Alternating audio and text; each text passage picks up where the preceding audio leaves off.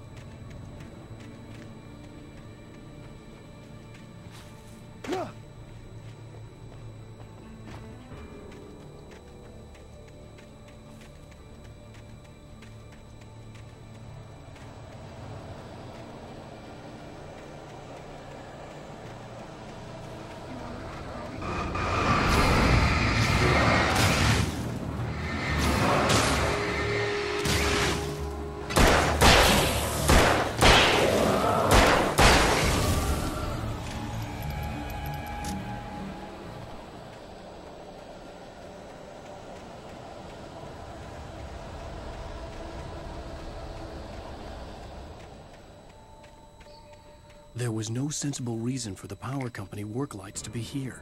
It was almost as if they'd been left for someone like me to use.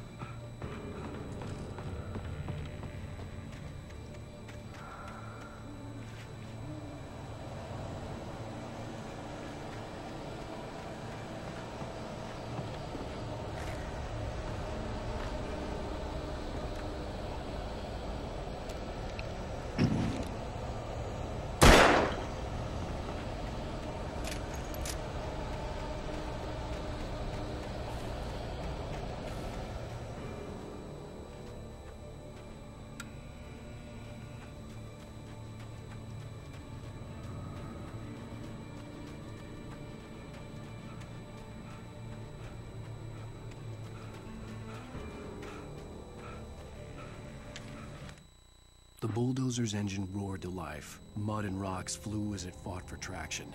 It crashed through the concrete wall and landed heavily in the yard. If it were an animal, it would have shaken its head after the impact, fixed its eyes on me, and charged. Of course, it had no head, nor eyes. Shadows crawled on its form, twisting it into a monster. Then, it came for me.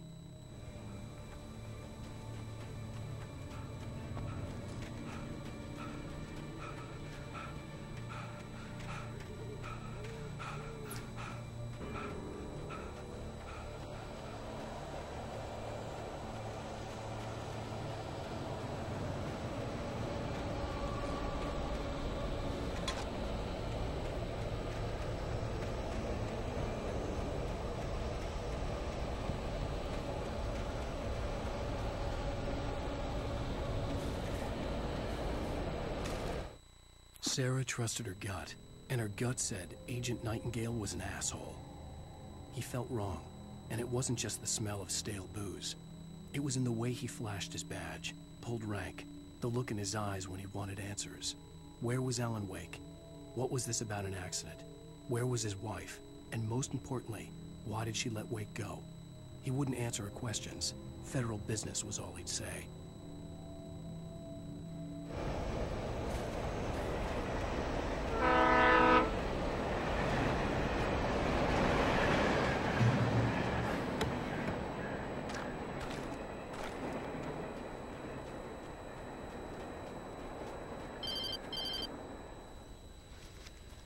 Hello?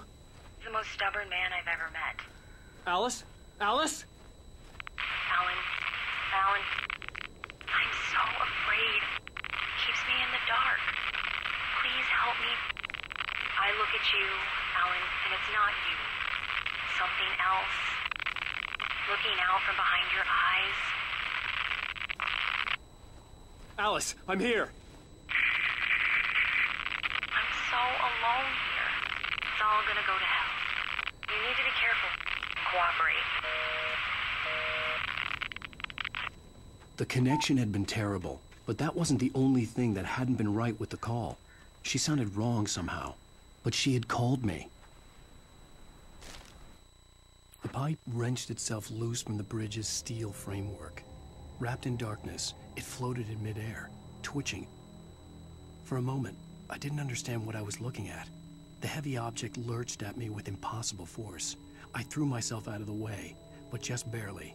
When I turned my flashlight on it, it shook in a dark rage before it flew at me again.